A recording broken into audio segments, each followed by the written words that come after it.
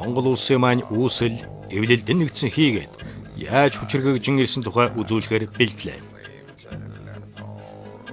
Монголын нууц товчоо Рашид ад-Дины судрын чуулган болон бусад түүхэн их сурвалжтэр тэмдэглэснээр 9-12 дугаар зууны үед язгуур монголчууд дарилган Нэрүүн хэмээх хоёр бүлэгт хуваагдж байжээ.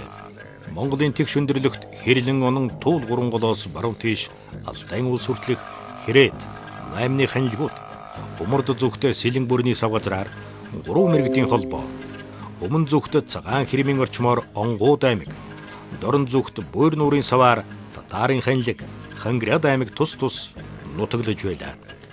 Түрэг уугрын үед монголчууд хайцсан бай. Монголчууд байсан уугүй юу гэдэг асуудал өөрөө их сонирхолтой асуудал нэг талаас.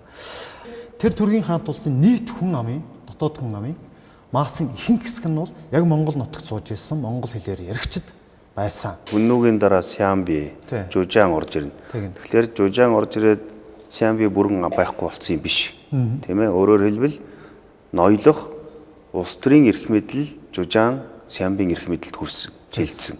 Уугуул ард түмэн бол суудгараас. Тийм ээ. Тэрнтэй адилхан Түрэг уугрын эзэнт улсын үед хүчрхэж орж ирэхэд уугуул тэр энэ нутаг дээр нутгалж исэн монголчууд тэдний иргэшээлд л орж байгаа. Иргэшээлд орчтой. Түүнээс биш удирдлагад орол орч. Ийш тийшээ нүүж алга болоогүй тийм ээ.